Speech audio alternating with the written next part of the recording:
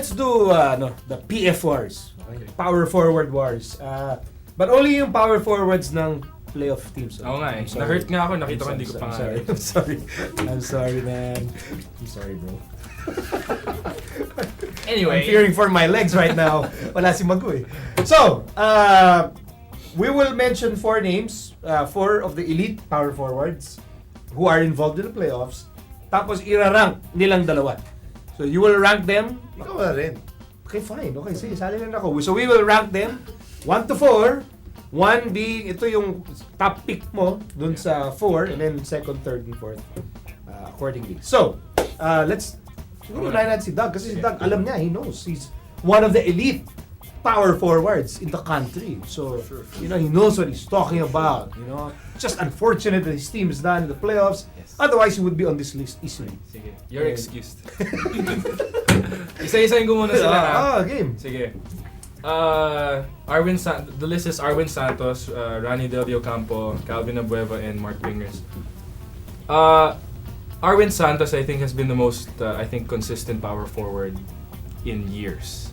Like, consistent double-doubles. His points, his rebounds, his blocks are always there. Rani Del naman, I think, is the best post-up player in the league now.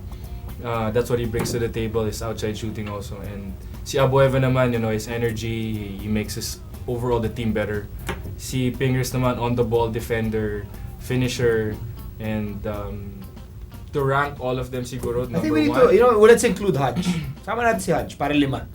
Hodge, pretty much the same as Abueva, although Abueva's a bit more skilled. But siguro if I'll put number 5 muna. So lowest to highest. Okay. I'd say siguro I put Hodge. I mean, Hodge is a good player, really good player, and he makes Meralco better. And to think that they're number 4 in the league now, but among these other guys, I think I'll put Hodge at number 5.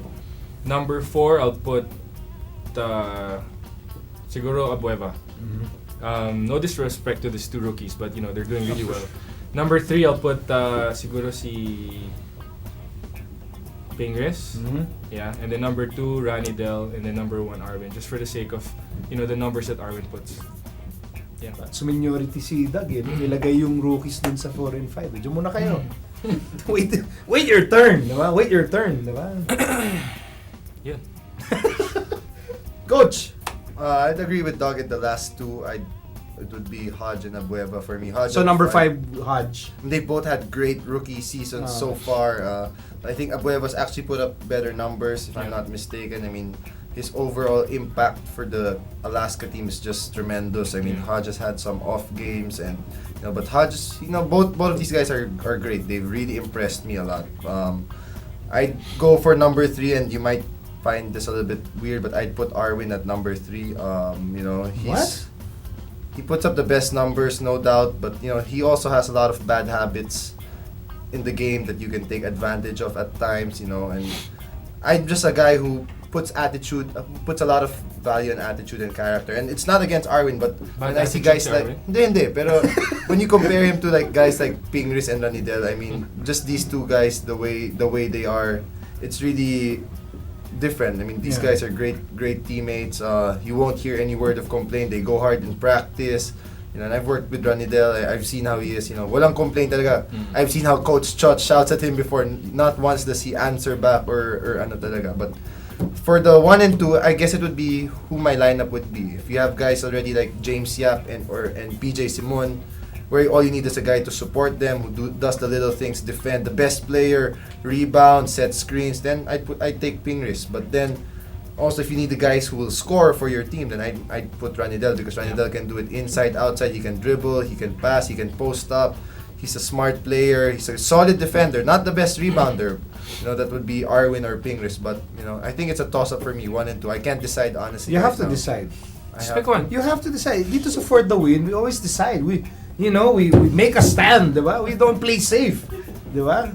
Who has more championships, Ranidel or Pingris? Ranidel. That's like 4. Maybe Ranidel. Pero di si Ping, marami di si Ping from Pure Foods and Assume tayo na lang. Assume tayo, hirap. Well, let's just say, basta pareho sila may championships, for sure. So, just choose. I can't decide. Man, make a choice. You have to make a choice. think Ranidel. So number 1 mo, Ranidel. Ranidel. So Ranidel, number 1. Arwin. Pingris, Arwin, Abueva, Hudge. There you go. Interesting, Arwin number 3. Guy's a stat monster. Ako, number 5, agree. I think we all agreed it would be Hudge, but yung potential ni Hudge to move up Yeah. in this Yeah. list is just They've only insane. played 1 year. You compare to these. Yeah, three guys, exactly. no. Number 4, I will explain. Ako, syempre, I won't take No, offense. no, no, no. Don't worry. Doug is coming from the point of view of an elite, ultra-talented power forward. Ba't wala ako dito? Tawa ng sip-sip ha. Hindi, playoffs lang. Kami kaya nagsabi na playoffs lang. Sino number 4 mo? Anyway. No, so you're coming from the player's point of view. Coach, Charles is coming from the coach's point of view. I'm coming from, the fans' point of view. It's more of, more really subjective. I'm not going to rely too much on stats. Okay, just More how of, you see it. Yeah, more of yung para excitement factor. Okay. Like, who do I want to watch? Not necessarily, hindi ako parang GM or head coach or, sino yung masarap panoorin? Si Abueva number 1 kung gano'n. Oo nga eh. No, hindi naman. I'm not that. Okay, Hindi okay. naman ganun ka-fanatic yun kay Okay, The Beast. No? okay, anyway. But, number 5, Hudge, is very exciting. Okay, but yun nga, has to work on certain aspects of his game. I would actually put Ranidel at number 4. Only because excitement factor nga eh. Ranidel is such a chillax player. I totally No agree with you. expression. He's possibly the best post-up player in the PBA. We've had an episode about it. So the only reason I'm putting him at number 4 kasi poker face siya eh. Parang, diba? Let's be honest, you don't pay to watch Ranidel. Pero kahit napatumba yung tao, tayo poker face bro. Oh, yun na nga, kaya nga, di ba? Nang-flagrant foul That's na. exciting. Yeah. Na-knock out. I know it's very subtle, okay? Number 3, for me, would be, I'd say Pingris. Number 3 would be Pingris. Pingris brings a lot of excitement, even without yung parang offense.